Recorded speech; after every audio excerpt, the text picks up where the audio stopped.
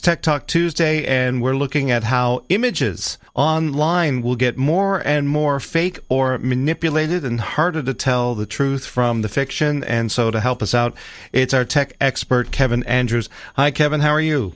Good morning, Russell. So, we're all very much aware that AI is everywhere.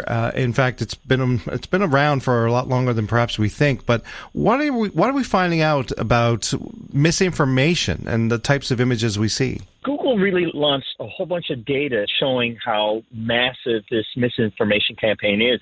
And their findings reveal that AI-generated misinformation is becoming prevalent and more convincing, really contributing to a growing crisis in what they're calling the digital information age. And I think from fake images of war to celebrity hoaxes, artificial intelligence technology has really spawned new forms of what they're calling reality warping misinformation online. A new analysis, again, co-authored by Google, has really brought this into the limelight. I suppose one of the problems is that many of us are willing to believe anything that backs up the stuff we already believe. If we think Donald Trump has the body of Superman and that Pierre Poilievre drives a Harley, if we see images of that and that's what we already think, then we just kind of go, oh yeah, that's probably true.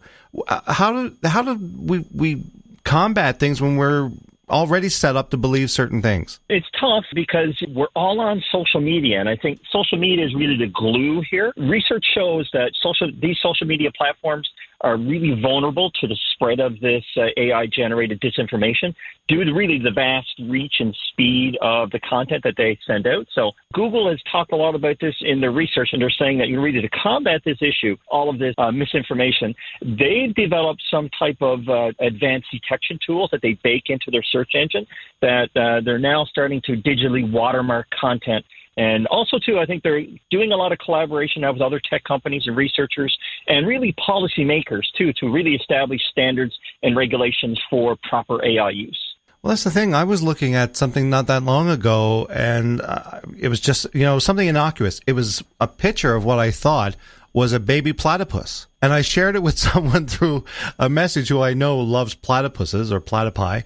And she looked at it and right away she said, oh, that's a fake. And it's even something innocuous we can be fooled by. This is the main concern with AI-generated images, and in the near future, it's going to be video as well. You've got Pope Francis and his puffer jacket fooled many people. Yeah. Right? Taylor Swift and her nude pictures, got the attention of millions, and even Katy Perry attending that Met Gala in New York City fooled a lot of people too. So I think as these AI images get better, the risk of misuse certainly grows. I suppose for those of us who grew up without social media, there's a part of us that sort of remembers a time when we weren't addicted to the phone, that it wasn't the thing that at the end of our hand practically 24 hours a day, sometimes even when we're sleeping.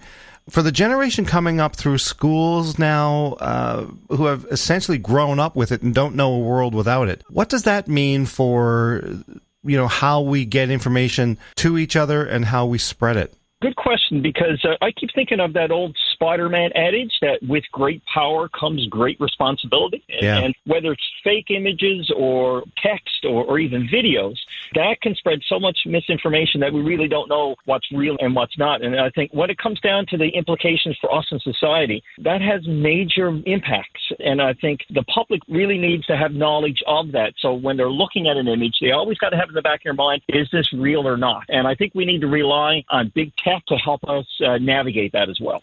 Well, in some cases, big tech is the reason we have it in the first place, too. So it's a minefield. Kevin Andrews watches the tech for us on Tech Tuesday. Kevin, we'll talk again very soon, and have yourself a tremendous rest of your day. Russell, appreciate your time. We'll talk again.